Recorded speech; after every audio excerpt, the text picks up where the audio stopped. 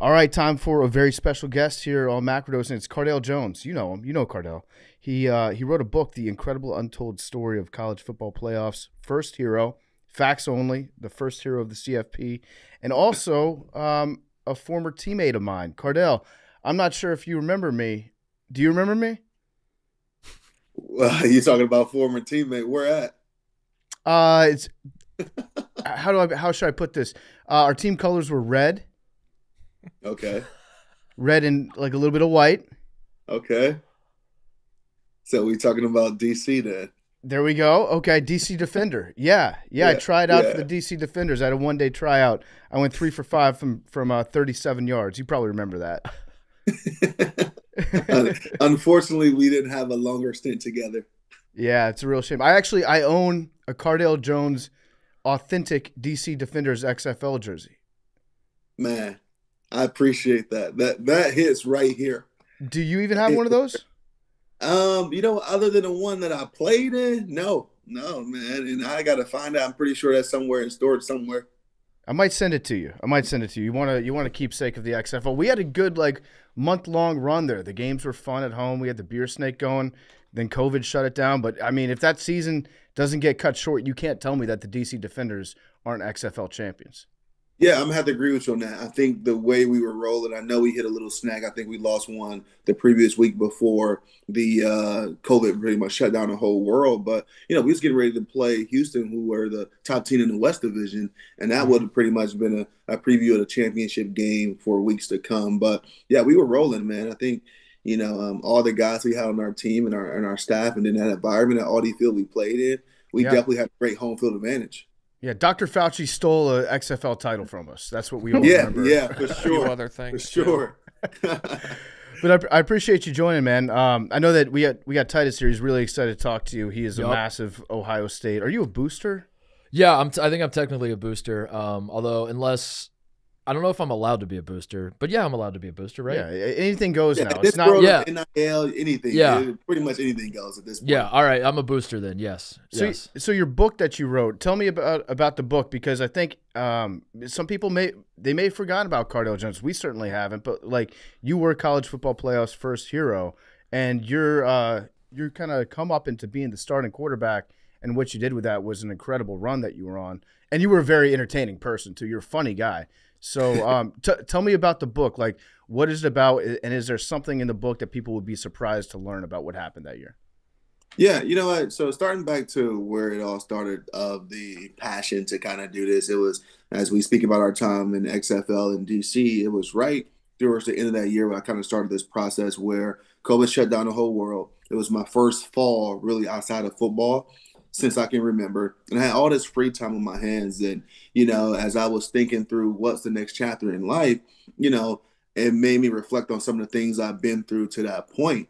And a lot of good stories, a lot of bad stories. Just thinking about those things got very emotional. And I'm like, you know what? I would love to be able to have the opportunity to coach or guide or direct someone else, an athlete or people, period, through this tough thing we call life, and share some of my experiences and talk about how and what made me continue to go, or what helped me get through those ups and downs. So that's really what it's about. It's about my journey, how I got to Ohio State, a little bit about my upbringings, giving people a glimpse inside, behind all the football, and peeling back some of those layers to a certain extent.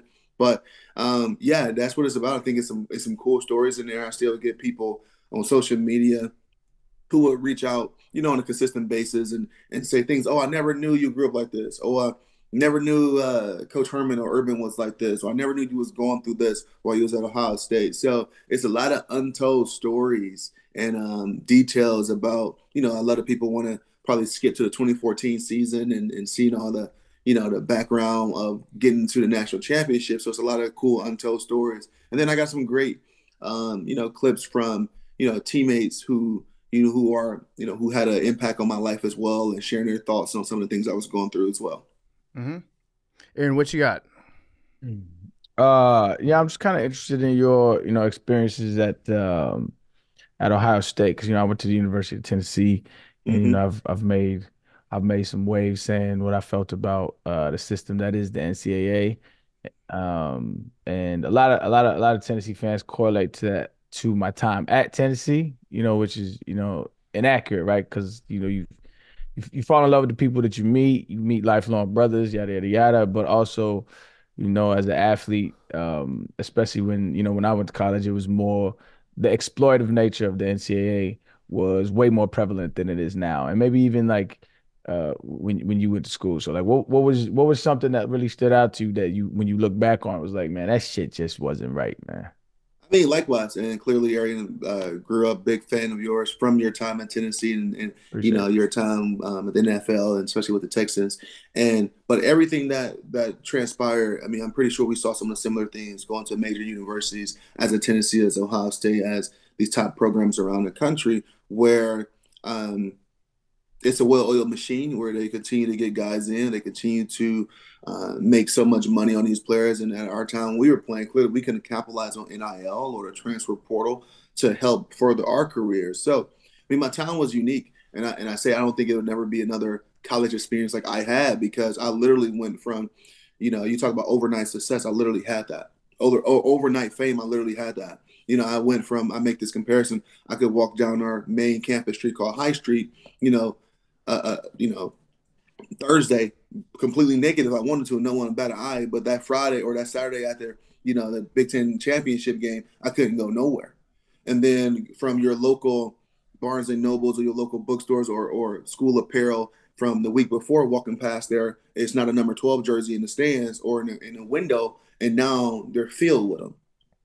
Or, the nickname I had growing up, 12 gauge, now you see 12 gauge shirts all over the place.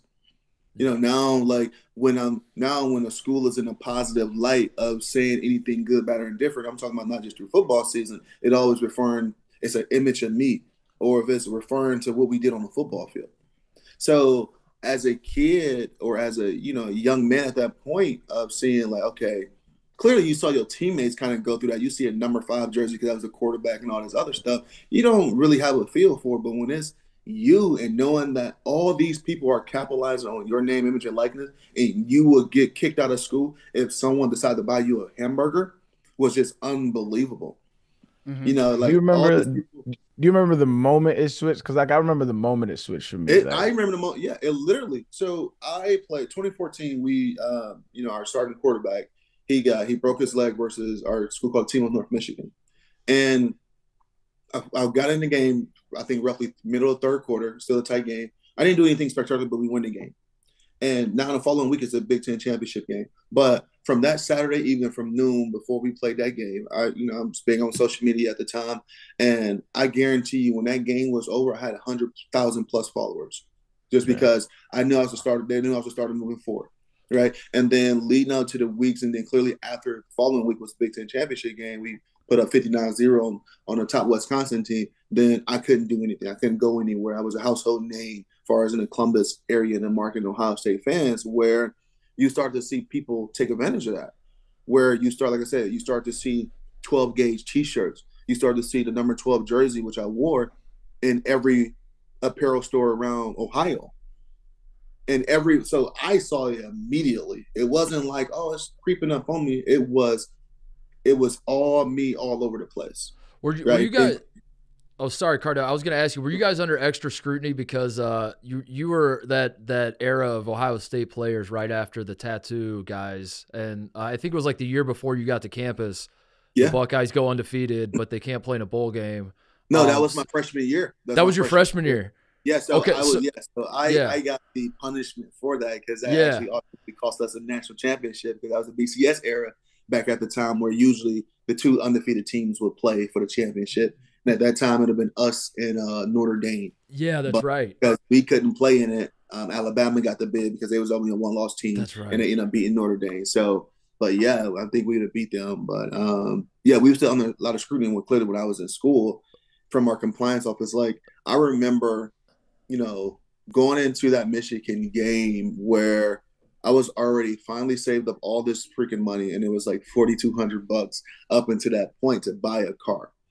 And I convinced this guy, man, he was super nice, man, to hold on to this '06 Dodge Charger for me. And I was talking to this guy probably the February before, like February. Now this is in November. I'm telling him, hey, I'm gonna get the money. I'm gonna get the money. I'm gonna keep saving up. Just hold the car for me. Just hold the car for me. He held it, and right when I had enough money to buy that car, it was right after I became a household name. So the scrutiny clearly under the program was already intensified because of previous 3-4 years, what we was going through this tattoo scandals, and guys were getting free cars and all this other stuff. So now when a guy jump on the scene and finally it looks like, oh, someone's giving him a car, all the scrutiny I had to go through to get a 2006 Dodge Charger with 164,000 miles on it was unbelievable. It was like our compliance office and the NCAA like ripped me a new one, just like, oh, hold on, starting quarterback now.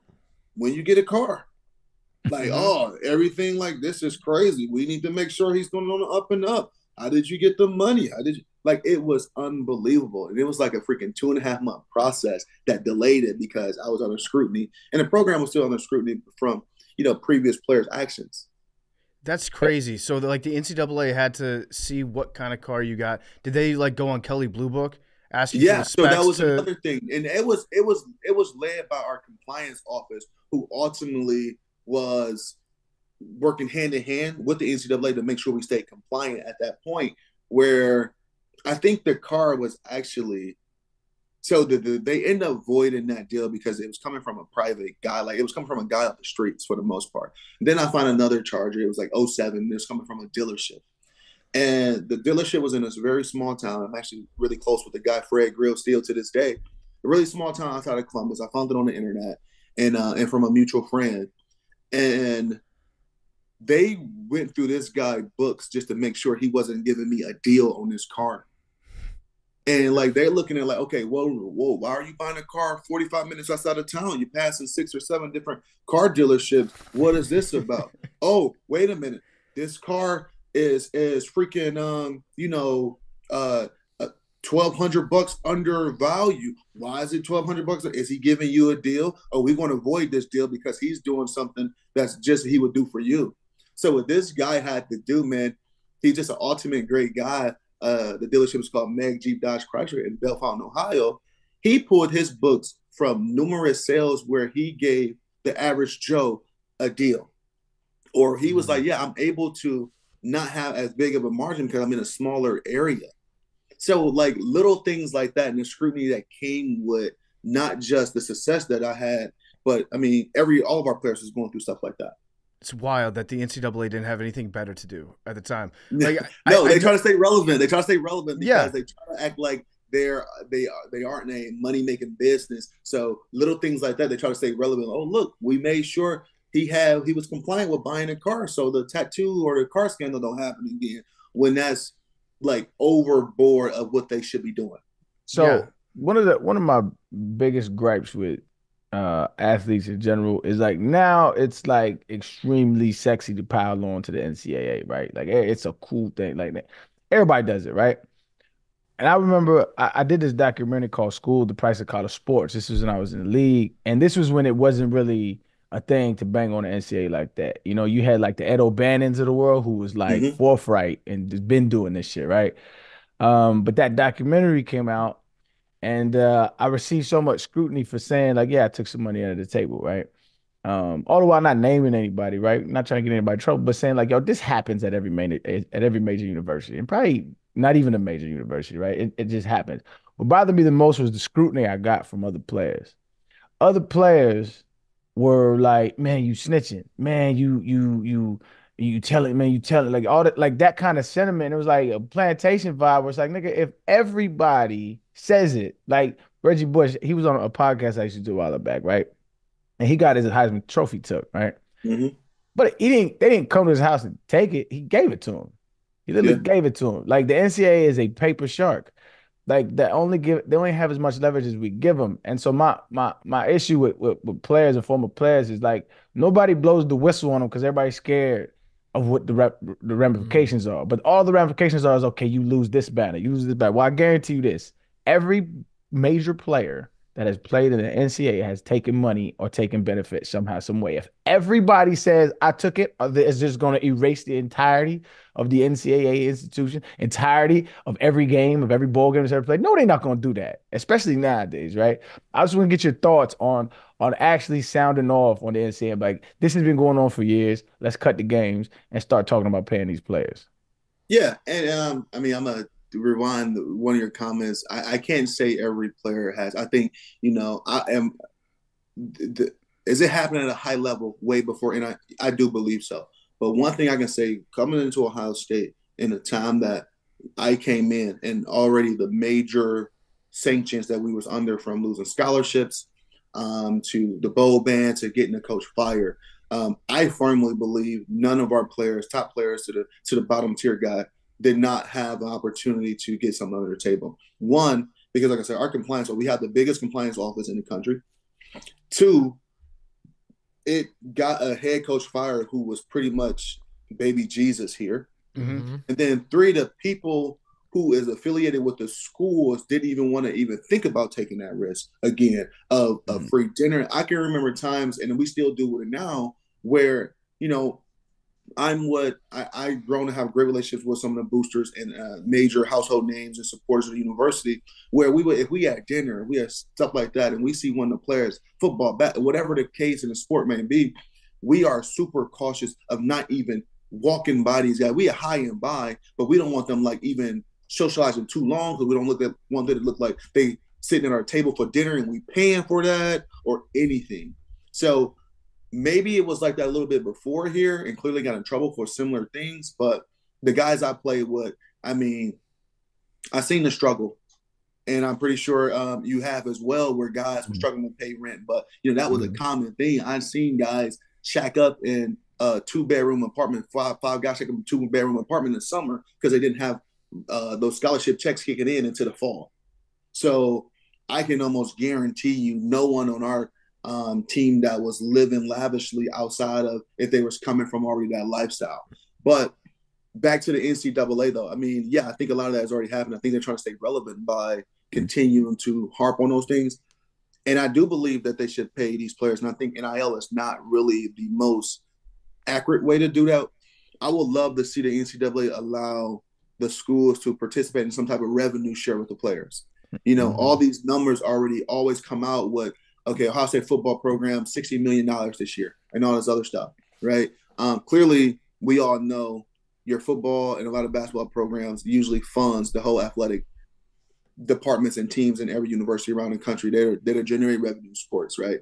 And that is fair to a certain extent. But I would love to see some of that money go directly to these players instead of, oh, no, yeah, but you got 4 different helmets this year. Oh, no, but you got 6 cleats. Or, oh, no, look at the cool new uniform we got. Well, everyone, that's not the driving factor. I mean, a lot of these guys, Arian, a lot of these guys are leaving college football, and there's no NFL opportunities at the next level. But if it's because of talent, or if it's because their bodies are so banged up, they gave it all to this university, and they leaving out with hopefully trying to figure out the real world, because for the past 12 years, that's all been football.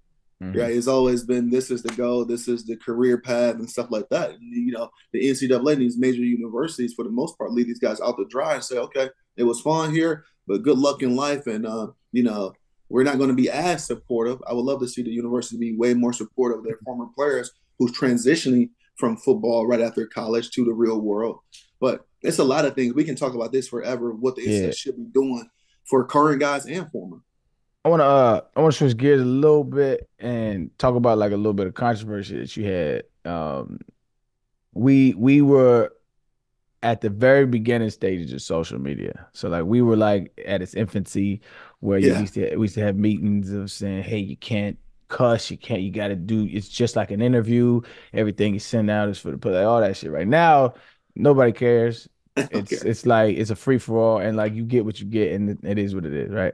But you had a tweet that said, it said, why should we have to go to class if we came here to play football? We don't come to play school. Classes are pointless. Now listen, I agree with you to a certain extent. This is why I agree. Now you later walked it back, which I have the inkling. I don't know you, brother, but I have the inkling that was just like a PR move, and it was like, hey, you got to win because they ended up suspended you what a game for that shit. Yeah, Ridiculous. So that's how to tell you how new social media was and how careful like schools and programs and teams they were just about like, hey, you can't say the wrong right. We just grew up in a different era.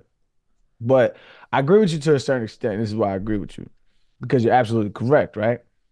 We don't go to school to go to school. We go to school to play ball, right? yeah, But what they have done, they have tricked, hoodwinked everybody into believing that is not a viable pathway in a career path, right? So if I yeah. go to school for sociology, if I go to school for biology, if I go to school for history, there are viable pathways and career paths to To help me obtain get there. to help me get there. Not only that, but to have a career at the end of that, right? Have a career at the end of that. So I can graduate in a field that I'm an expert in, right? Hmm. They have tricked people into thinking athletics is not that. So why can't I go to school and major in the sport that I'm majoring in? Because it's not just an NFL pathway that can get there. I can be an agent, I can be a coach, I can be a this, I can be a that. There's so many different job descriptions that you can graduate that from and take that expertise that you learn and graduate. Now you have a degree in something that you actually have a passion for and you actually have an expertise in, but they give us all these dummy degrees like sociology, no Yeah, disrespect to yeah. people that major in sociology, but we And don't I go to get, school for sociology. yeah, I get what you're saying, and that's always been my point in my view as well. And I think I never really retracted that statement. I gave more clarity on what I meant. You recruited me for the last 2.5 years when I finally got here. You never talked about, and clearly it's implied, but you didn't tell me how great the science department is. You didn't get my hopes up to be in the sociology class. We talked about playing in front of 100,000 people, being coach, and developing to get to the next level. So yeah, it's a little bit of a shell shock when it is a big emphasis on the education, even though it should be implied. But we got to remember we're talking about 15 to 17-year-old kids who Mm-hmm. grown men are sitting in these environments with and selling them the dream of the next level after the next level. Mm-hmm. We're not talking about sports. And then my argument, like to your extent, to your point, I agree with you. And if people want to say, but it's so tough to get to the professional levels and the percentages, well, you got people going to school to be a fucking artist.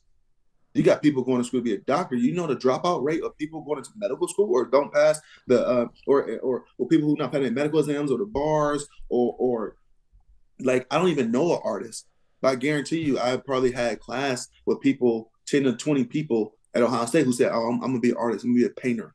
You know how hard it is to be a world renowned painter to say this is my career. This is what I make a living on. I don't know the exact stats and percentages on what fields are what, but I guarantee you, in every field I want to do outside of athletics, a school is going to provide me the resources to prepare me for that field. If it's a less than 1% chance to get to that field on a professional level, at a high level, where you providing for your family and have a career, or if it's a 20%, whatever it may be. So, like you said, I think from the outside looking in, a lot of people are like, "Oh my God, like, how could he say something like that? You need your education, you need all this other stuff." But we'll go look at my commitment. I said I'm committed to Gilhasa State University to play football. I didn't say I'm committed to the Fisher School of Business. The other And like I said, the revert back to that, it clearly school is implied because I remember when we were playing high school ball, we had these things called eligibility cards. We had to get signed each week to make sure our grades is on point to play that Friday night. Yeah, so school is implied, but I think it's such a It's a kind of farce. exactly. It's a farce. This is why, I'll end my segment with you with this. I was at the University of Tennessee, right, and we had a coach who's won a national championship, right, and and the year there was 2005. There was a year, I'm sorry, 2008. Um, the year that our head coach got fired, right, we went 5-6. But that same year, we had the most SEC academic honor rolls in the entire conference. So we was doing everything we were supposed to do in the classroom. We was some shit on the football field, and they fired that man. So don't tell me it's about academics. It has nothing to do with that, though. It's about winning Yeah. games. It's about money, man. But I Exactly, appreciate exactly. You're absolutely right, and clearly I've followed a lot of the things you have said to start debates and controversies over the years, and I agree with a lot of them. And I could see, it's not a lot of people who play at a high level on all on all levels, which you have done. So your perspective is going to be completely different from the masses. And that's where it sucks, because the masses, the people who are, paying for these jerseys or paying for, go to games or being supporters or things like that, they're really almost blindly doing that because you don't know how much of a business is behind this. And then, to wrap it up on that as well, about the business side of the NCAA, we shun these kids for going in the transfer portal, but we don't shun coaches for taking a job elsewhere. Mm-hmm. What's the difference? Yep. I really don't see the difference. That coach is going to say, hey, I took this job. I was making $7 million here. I'm going to make, I think the Georgia coach is a prime example who just took the job at Syracuse. He said it. He said, people asking me, how did I take the job at Syracuse? They're paying me a lot more. Yep. Simple. Yep. And then when a kid jump in the portal or want to transfer because the schools maybe offering him more money or better opportunities, we shun these guys, which we shouldn't. Yeah, I hate when cats, especially former players, I hate when cats be like, it builds characters, stick it around, be tough, and go through adversity. Man, shut up. What would that be? I think it's a certain extent to that. You can say, do I want to see guys, like you got so many guys in 3 years already at 3 different universities. Okay, that I'm going to question your character and your competitiveness to that point, right? But you got real situations where coaches get fired and staff changes can affect those situations and outlooks. But if you got a guy who stuck around 2-3 years in that program and bust this button, just not getting the opportunity, hell yeah, you should be able to, without any scrutiny from anyone, to look for another place, a fresh start somewhere else. I'm all for that. But, a lot of former players be feeling a type of way about the new era of stuff because they wasn't around to capitalize on it. That's what it is. It sounds like a lot of hate is what it sounds like. Pretty much. I wanted to ask you about the transfer portal because obviously we've talked about NIL and you would have made a shit ton of money in college. But so you redshirted, then don't really play the year after that. And then 14, don't really play for most of the year until, you jump in there at the end and win the national title. Do you think you would have, obviously before that, if you could have utilized the portal and gone somewhere where you may have played more, or after 2014, you would have been in really high demand, and now these guys that are, star quarterbacks, Heisman-level quarterbacks that are in the portal commanding $2-3 million a year, do you think you would have ever considered transferring or using the portal if it was available? Man, that's a great question. I think it's always tough when you try to put a scenario as this scenario here or the way of ball here now back into a 18 to 20-year-old mindset or era. My mindset wasn't like that, so transferring when we play, like he can he can attest it. I don't know how many guys that you play with at Tennessee transferring was such a icky thing back then, where for one, the process sucked because you had to sit out a year. 2, the coaches released you to certain conferences. They can have stipulations. Okay, well, you want to transfer from Ohio State? Well, hey, you can't play in the Big Ten ever again. So we can't play against you. Or you got to go down to Division III for a year before you can go back to Division I. And when you come back to Division I, you can't play in the Big Ten. So it was so many hurdles that guys didn't want to deal with. And then also, like I said, our era and really my era was a little bit differently. And it was clearly built on the era before me, where it was just all about competing. It was all about being there for your teammates. It was all about playing at a high level. So the time I played Ohio State, those 4 years, I don't know if we had 10 guys to transfer. Even though, I had those conversations leading up and like, hey, I do want to play. This is my 3rd year. The guy who's a starter now, he's an underclassman. I'm never going to play here. You guys giving me a lot of praise throughout the week of like how good I got. I want to go show that and have an opportunity to play somewhere and see what that leads for me. But jumping in the portal just because it was, financially motivated, I don't know if that would have been the case. I would have loved to capitalize on NIL, but I don't think I would have used it as a, hey, NIL, I just won a championship here at Ohio State. Let me jump in the portal. Let me strike it while it's hot, because that's just really called the NFL. Then you think you're going to make some money playing football at a high level. Now I'd rather do it at the next level than trying to start over at another university. Yeah. Tell us what you got. Yeah, there definitely was a stigma for transfers. It wasn't even that long ago where, like, if you were a transfer, you almost had something wrong with you. Yeah, it's like, what's wrong with you? Yeah. Why did it not work at the school you were at? you must have something wrong with you. I had a story. You guys were talking about the academics part, the hypocrisy that goes into academics with the NCAA.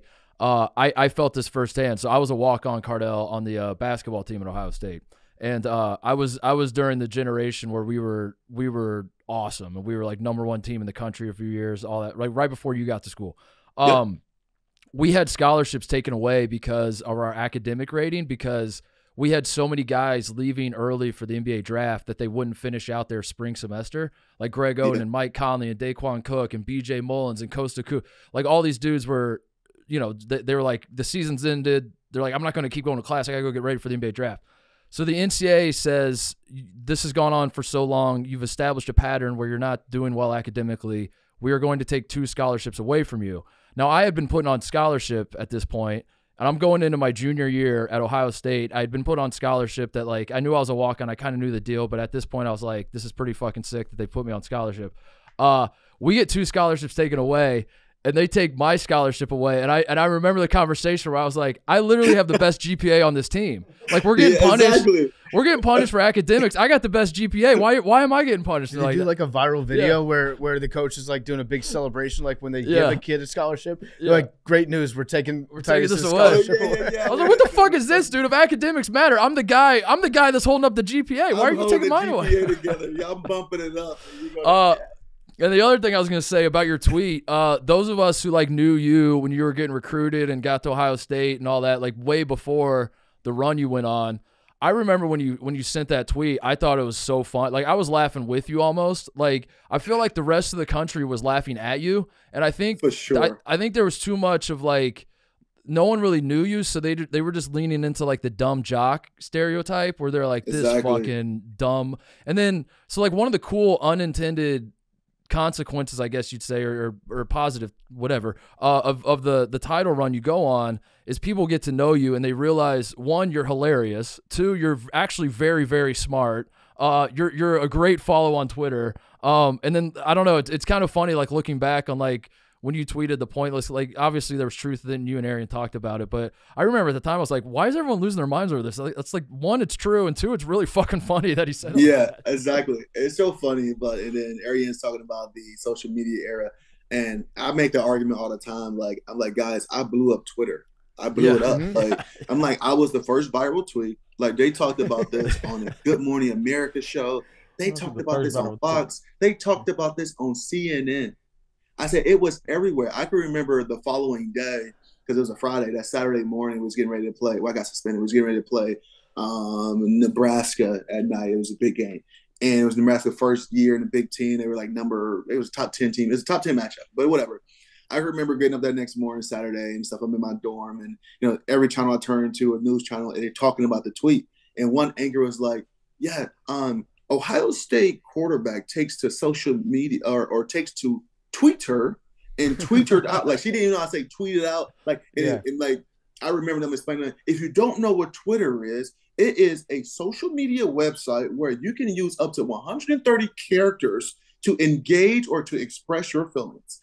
Like, it's so funny. And like, I made the joke, like, yeah, I blew Twitter up. Everybody knew it was after me. But, I had so many teammates that were like, dude, like, you right, but you a dumbass for saying it. I had so many mixed emotions and response from it, which I really didn't care about. And that wasn't my goal of getting it. It was just a tweet, something I felt. And it wasn't supposed to be like a national discourse. It was supposed, like, the way I read it, I was like, this is just a guy like sounding off real quick, just like popping off some tweets. Which, like, again, if you did that today, everyone would be like, this guy's funny. And they just keep it moving. But that's what I'm saying is, like, there is no more, like, tweets like that. Like, that shit don't really happen anymore. Like, because, like, you kind of expect, like, the human side of athletes nowadays. Yeah. Like, they like, it's very, they're way more humanized, and we accept and respect individuality way more now than we did back then. Like, when I was playing, all the players had to have gray gloves on, right? They had to wear their pants at a certain length. Yeah, it wasn't no individuality. Yeah, only quarterbacks and centers could wear towels. And so us who were like, this is a fucking crazy system, like, it's just insane. It's like it's Can't be inhibiting me yourself. from being who I am. Yeah. Yeah. And like we were the first ones to kind of break the mold, to kind of like show personality, and it took a lot of bullets for that. And then, but like now that would, and we walk, we crawl so they could walk. So now athletes are very free to be themselves like that, which was the goal in the beginning. Yeah, yeah, to a certain extent, I totally agree, and I laugh about this now, and then I can guarantee you, with you say things like this, and then you say back in my day, you make you feel old a little bit, but that's how I am with now, guys. I see some of the guys at Ohio State, or just other things, period, that's changed since I was a part of, and one of them is like the athletes have really embraced kind of like the fashion sense of going into games, right? And like you said, you guys only can wear all great gloves, right? Well, when we went to games, it was always home games. When we walked over to the stadium, it was always our suit, and our suit was the exact same suit. Everybody's suit, it was black suit, freaking Ohio State tie. That's what we all wore. And then away games always were our warm ups. And then it's just in the league as well. You see people on all levels embracing that fashion side of all of that in there, and that's part of their identity. But when I was in the league too, it was like you had to wear a suit. It had to be a tie. You had to have a suit coat. And I used to go to my head coach. I was like, dog, I fucking hate suits. Why do we have? I said, what is it? Because it's a business trip. I'm like, so what? I do $1 million business deals with niggas in sandals. What does this have to do with wearing a suit? It's just fucking stupid. And it's just for years they bogged us down. And finally, when I left, they let everybody be themselves. Yeah, which, like you said, I think it goes back to that social media point too, where you see a lot of guys that are expressing themselves more differently. Like even like and still me to a certain extent now that I'm kind of life after football, but when I was in it, 4 years ago, 3 years ago, the only thing I would post was all just football stuff, because that was like one thing I just wanted everybody to see. That was it. I didn't want to have too much of my identity out there outside of what people can Google about me and my sport. But yeah, you see guys they're way more engaged with, their if it's gaming, if it's whatever it may be. So that is a great part. I think social media has helped that wave of athletes to really be themselves and to show themselves. We didn't come to play school tweet was great, but it's not even your best tweet. It's not even close to your best. Not tweet. by far. Not by far. Your best tweet is without a doubt. I can probably name it. February 10th, 2015. Yeah, when I try to put up 100. Yeah. So I wanted to ask about this. That's what I do. Yeah. What's the tweet? I'll just frame it up. Big T's got a question about it, but the story was you visited a kid in the hospital to play video games. You played NCAA 2014, and the headline is Cardale Jones visits kid in hospital to play video games, beats him 91-35. And your tweet around that was, man, I wish everybody would stop saying I beat a kid in the hospital 91-35. It was 98-35. Had 91 with 126 left in the fourth. Yeah, so which is great because that's my favorite video game of all time. I just want to know, how sick was that kid? Because like if he ended up being okay, that's funny, but like was this kid like in a bad way and you beat him by 60? Like I think it's funny either way, honestly. Yeah, he was. Yeah, Jared was in a pretty bad stage. Yeah, I mean, Jared is still with us today. Okay, that's good. Okay, but he's a kid that's been through so much health wise in his life, and from open heart surgeries to other things that came from it. But it wasn't like a random visit. Like I'm about to go up here and just beat on sick kids. It wasn't that. I was wrapping up watching film late, probably around like 10, 11 or whatever it was. And I was leaving, me and a guy named Johnny Dixon, who was a receiver there as well. And one of our coaches at the time, he knew the family. And he was like, hey guys, you guys mind running up here with me to see, my buddy's kid, he's getting ready to have surgery in the morning. I think it'd be great. I'm like, oh yeah, let's do it, whatever. So I go up there, hey, how you guys doing, and whatever. And this is really what turned me away from actually going to do charitable things like this anymore, as far as visiting children's hospitals, right? Because it was just brutal. But we talking and we getting to know him and stuff. I see his video game up there and stuff, and I'm just like, oh, you play the game. And Johnny's like, yeah, Cardale, that's all he do. He's played the game. He was rushing us out the facility, said he can go jump on the game for a few hours and stuff. And so the kid, he's talking crap, and I'm like, you want to play? Like, he's like, yeah, let's turn it on. So his family, he got like 12 family members in there because they all getting ready for a surgery the following morning. And, you know, I'm standing up and I'm kind of looking over to them. And I'm like, hey, you guys expect me to let him win? Like, they're like, oh, no, he's really good. He's really good. So I'm like, okay, cool, whatever, we'll see. So the opening kickoff, he takes it to the house on me. Opening kickoff. So I'm just like, so they all like, yeah, we told you he good. We told you. We They start told talking you. shit. Okay. I said, yeah, okay. So I put myself in that quarterback on the game. And the one thing I loved about the NCAA game, you could put anybody anywhere. Like you could put a lineman at receiver if you wanted to. That was my favorite part about the NCAA game. And I just ran it up on him. I blitzed him to death, and I just ran it up on him, and I crushed him. And I didn't. I mean, I was calling timeouts with like 30 seconds left in the game. Yeah, I was just crushing him. You know, they should have talked shit. Like, you know, the funniest thing about it, like, you know, and I developed a really great relationship with Jared and his family over the years, man. And actually, you know, been back to see him here in Columbus multiple times, and you know, made hospital visits when his mom told me he wasn't doing as well. So, you know, he's a strong kid, like unbelievably strong. But you know, I remember some of the comments to that tweet when Jared had like, "Oh yeah, well you got to play me in NHL next time you're in town." And I'm like, "Bro, I'm black. I don't play hockey." What are you talking about, dude? You not seeing? I don't play hockey. Yeah. It's a very funny story. I think it's got to be like top 5 athlete tweet of all time for me. It's just it's perfect. He poked the bear.